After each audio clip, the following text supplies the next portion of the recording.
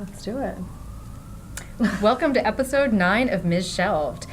Today we're going to do our 2016 Reading Challenge wrap-up, but first, Maura has a special announcement. Special announcement. Happy New Year, viewers. We're excited that the 2017 Community Read Pick is Becoming Nicole by Amy Ellis Nutt. Yay! It's a great book. We are really excited about this book and the programming that we have all around it. So look for books soon at Fox and Robbins and head to our blog and click the Arlington Reads Together link to find out more info about the book and upcoming programs. Which will be in March. The whole month of March. All right. Can't wait.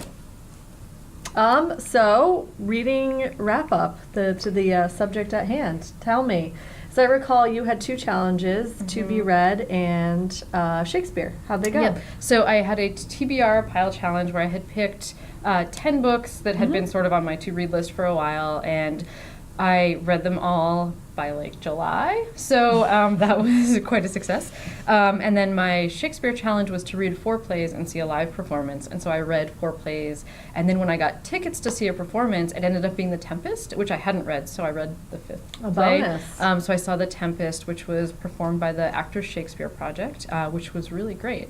So mine were Congratulations. Very successful. So how were your challenges? What did you have for challenges first, and then how did you do? I was doing the Book Riot, which is a literary website, news aggregator and reviews. Their Read Harder challenge, which is about 36 books in like different kinds of categories. I did not do well. I probably stopped maybe in February.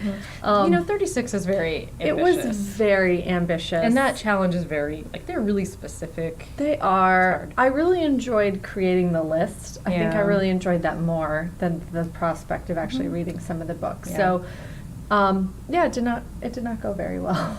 Well, you know what? It's a new year. It's a new year and a new challenge. So what are you doing this year? I really taking a page from your To Be Read To Be Read challenge. Yep. I don't know if you have this problem, but I like to buy books from local bookstores when I travel, and I have amassed piles next to my bed of books I've purchased along the ways I haven't read yet. So I really would like to read some of those books. So I have selected, I just wrote a list of 6 books that I've purchased in the last year or so, or were gifted to me, that I want to read. That sounds great. That sounds achievable. Yes. And smart goals, as any Yep. coach would tell you. Absolutely. Right? Absolutely. Yeah, so I'm excited about that. How about you? What are you doing this well, year? I also kind of made my own challenge again.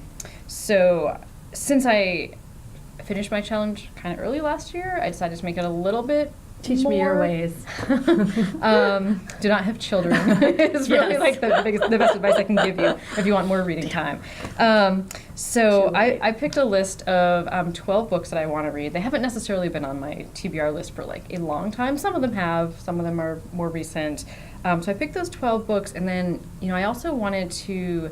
I always want to read more nonfiction. I don't read, and there are certain subject areas I just don't read much of at all. But I was hesitant to pick particular books because sometimes nonfiction can be very academic or scholarly or just very dense, or that book is much longer than I expected and the print's really small and I don't think I can make it through it. And I didn't want to set myself up for failure, so I picked 6 categories, like, biographies and science and race and income inequality and a couple others, and so I'm just going to try and read something in each of that subject areas. What's nice about that too, if something comes out, in the spring or the fall that's on one of those topics that are getting rave reviews, you can say, "Oh, great! Here's a book on income inequality." If I'm if I'm really excited about it, I don't have to go back and read the thing that is less interesting to me now. I read this great article by Dory Clark, who actually has spoken here a couple of times. She's written some books that we have in our collection, but she wrote this article about goal setting and talked a little bit about how it makes sense to keep your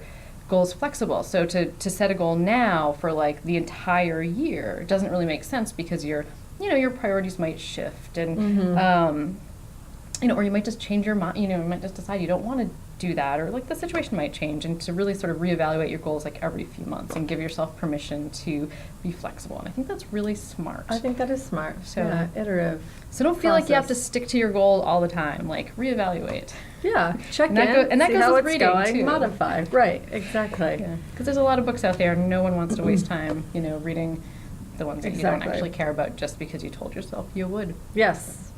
Yeah. Yeah. Life's too short to do that. I think so. Yeah. So our next session, our next episode will be our 10th.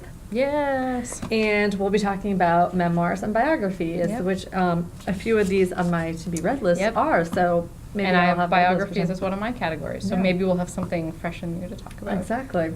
Well, I think that's it for today. Happy New Year, viewers. Yep. And See you next time. see you next time.